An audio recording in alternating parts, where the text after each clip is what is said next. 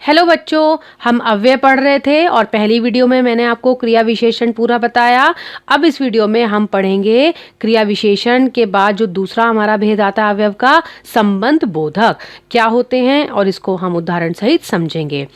तो बच्चों, संबंध बोधक क्या होते हैं? देखो, संबंध बोधक दो शब्दों से मिला है। संबंध बोधक यानी संबंध बताने वाला।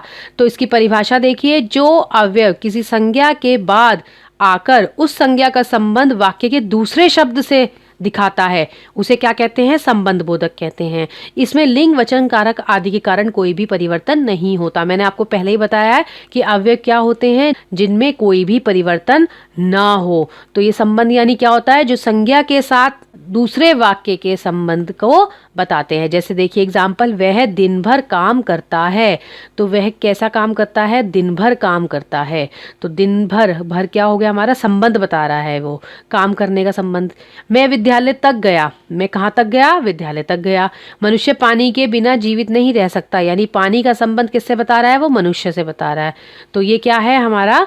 यहाँ पे बिना क्या है? संबंध बोधक। तो ऐसे शब्द जो एक दूसरे वाक्य के संबंध को प्रकट करें, संज्ञा शब्द का संबंध दूसरे वाक्य से प्रकट करें, ऐसे शब्दों को हम क्या कहते हैं? संबंध बोधक कहते हैं। संबंध बोधक के और भी उदाहरण है, जैसे उपेक्षा, समान, बाहर, भीतर, पूर्व, पहले, आगे, पीछे, संग, सहित, बदले, सहारे, आसपास, भरोसे, मात्र, पर्याप्त, भर, तक, सामने, है ना। अब देखो, संबंध बोधक के भी भेद होते हैं। जैसे कि हमने क्रिया विशेषण में भी उसके भेद पढ़े थे, ऐसे संबंध बोधक के भी भेद होते हैं। तो संबंध बोधक के कितने भेद है? 10 भेद। पहला देखिए, समतावाचक। समतावाचक मतलब जिसमें ऐसे शब्द आए की भांति, के बराबर, के समान, की तरह। तो ये कौन से हमारे होते हैं? संबंध बोधक। तो इसमें क्या होता है बच्चों? दोनों को समानता दी जाती है। जैसे मैं कहूँ, राहुल की भांति राम भी पढ़ रहा है, यानी दोनों को समानता दी गई है, इसीलिए इसका नाम है समतावाचक। दूसरा है देखो, विरोधवाचक। के विपरीत, के विरुद्ध, के खिलाफ, ऐसे शब्द। जैसे मैं कहूँ, राहुल के विपरीत अजय ज्यादा पढ़ रहा है, यानी हमने दोनों में क्या करा? विरोधाभास है। तो क्या हो गया यहाँ पे? विरोधवाचक। तीसरा हमारा है स्थानवाचक। के पास, से दूर, के नीचे, के भीतर। जैसे हमारा विद्यालय मंदिर के पास है, तो मतलब एक स्थान के बारे में बताया जा रहा है, संबंध बताया जा रहा है मंदिर के पास से विद्यालय का। तो यहाँ पे क्या हो गया? स्थानवाचक। फिर अगला देखिए, चौथा है हमारे पास दिशावाचक। की और, के आसपास। जैसे मैं कहूँ, विद्यालय के आसपास बहुत सारे फूल पौधे लगे हुए हैं, ठीक है, तो ये भी संबंध बता रहे हैं। तुलनावाचक यानी हम किसी से अगर तुलना करने वाले शब्दों की, तरह की, उपेक्षा। जैसे मैं कहूँ कि तुम राधा की तरह क्यों नहीं पढ़ती हो, तो एक तुलना कर रहे हैं हम। ऐसे शब्दों को तुलनावाचक या तुलनावाचक संबंध बोधक कहते हैं। अगला है हमारा छठा जो है हेतुवाचक। के कारण, के लिए, की खातिर।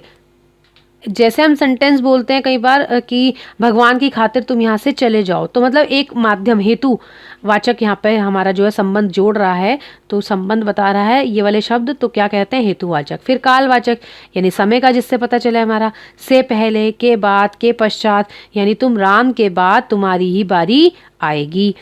फिर है पृथकवाचक यानी अलग करना, कि तुम से दूर, से अलग, से हटकर, यानी तुम और बच्चों से हटकर कुछ नया कार्य करो।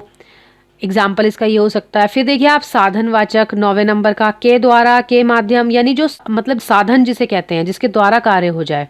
जैसे हम इसमें एग्जाम्पल दे सकते हैं कि भगवान के द्वारा भक्तों का उद्धार होता है। संगवाचक यानी जो साथ में है, के साथ, के संग, समेत, यानी हम सबको एक साथ, संग संग, या हम सबको संग संग खेलना चाहिए।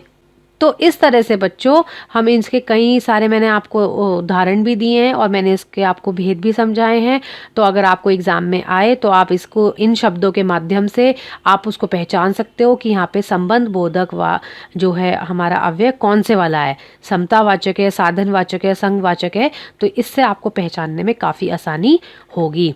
तो बच्चों, मेरी अगली वीडियो ज़रूर देखिए जिसमें मैं आपको समुच्चय बोधक के बारे में बताऊँगी। धन्यवाद।